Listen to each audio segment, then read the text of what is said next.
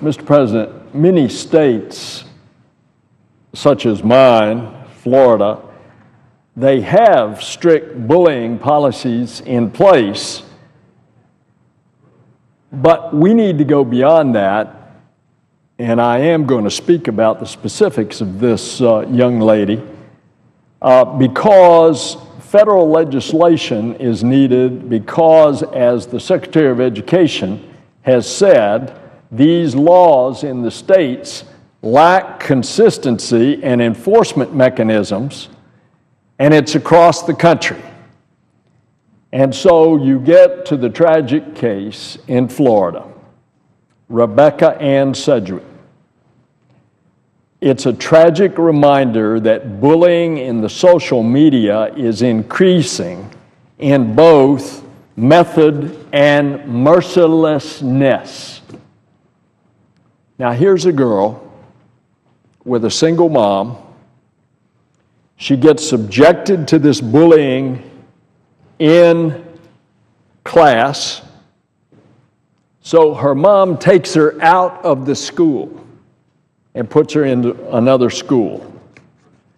12-year-old little girl. She then is bullied online, and this occurs for 2 years. This is what she gets. Why are you alive? You should die. You're ugly. Can you die, please? And she gets a constant dose of this, not only at school, but then in the social media. Her mom tried to take away the cell phone that would then have these applications. But when she gets her phone back, she gets a new application, and this cyberbullying keeps coming through. And so we have before us legislation that would get educators and parents more involved in trying to prevent this kind of thing. But unfortunately, Congress is crippled by gridlock, and for the last 6 years has been unable to pass any major education bill that contains this anti-cyberbullying language. And that's why I would suggest that my colleague would consider that this provision on its own, separate from the broader bill, to expedite our response to what has become an increasing problem. And the measure would require elementary and secondary schools to better address bullying and harassment.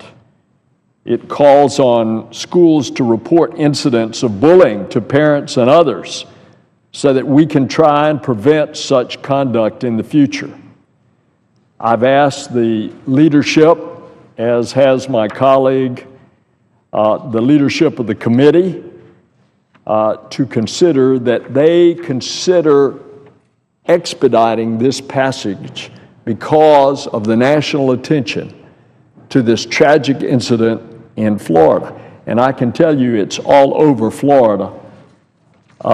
I want to thank Senator Casey for his sponsorship and continuing leadership on this issue over the last 2 Congresses, along with Senator Kirk. He and Senator Kirk have introduced the Safe Schools Improvement Act, which is included in the broader reauthorization of No Child Left Behind legislation.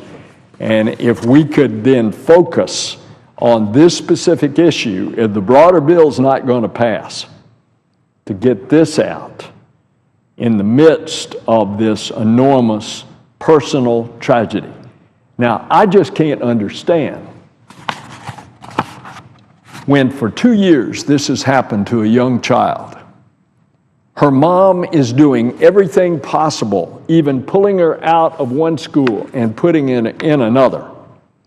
And yet it continues.